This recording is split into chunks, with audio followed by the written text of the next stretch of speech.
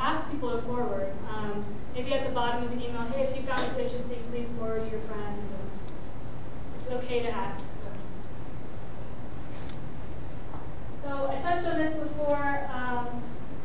Understand what an unsubscribe request is. So when someone unsubscribes from your list, if you're using a service provider, what they're saying is they don't want to.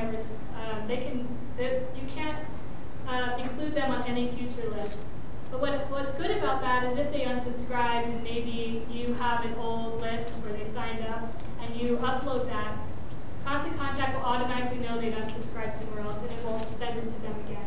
And that's really good for making sure that people don't unsubscribe and then add their email in another way and then they start saying they're spam. But yeah, it is permanent and it's best to have it so it automatically removes. So who here's ever unsubscribed from an email? So what do you think why did you do that? Or you get too many emails. Too many? Mm-hmm. Irritating. Well, or no longer just, interested in the the information doesn't provide anything new. Yeah, I liked it for a while, now I don't.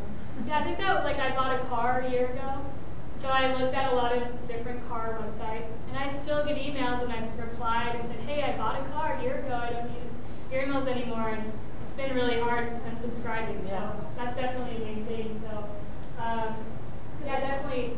So if they don't have an unsubscribe on there, then it should just come on to spam. Yeah, they might just say you're spam. Even if so you don't keep receiving stuff. Well, you can always just reply to the email with unsubscribing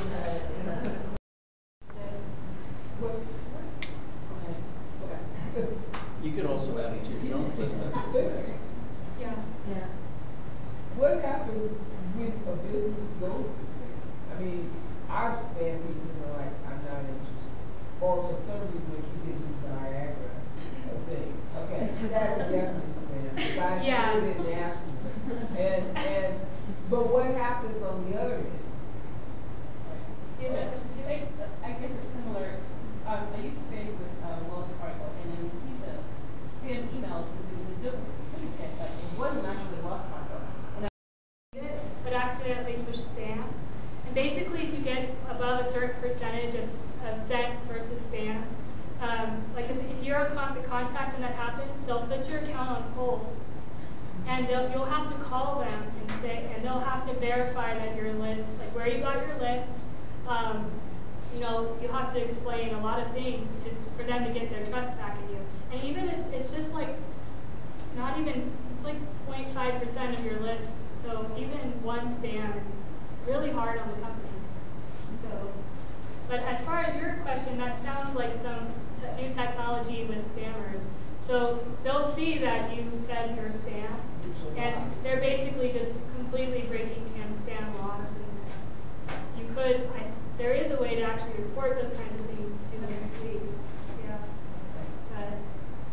But they'll send out to millions of emails. They don't know if they're real people or not. So you're saying, I'm a real person, and then they sell it to someone else. Any other questions?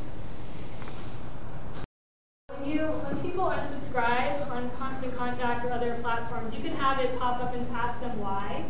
So that's a good reason, say, hey, I'm not, I loved you at one time, but I'm just not interested anymore, or I'm getting your emails too often. So just like you want people to know, why you're doing it, so maybe they stop, they're getting off the list. You should ask people too, because then it can help you change your direction a little bit. Wow, 5 people unsubscribed because you're sending too often, we should probably pare it back. So always try to get that feedback.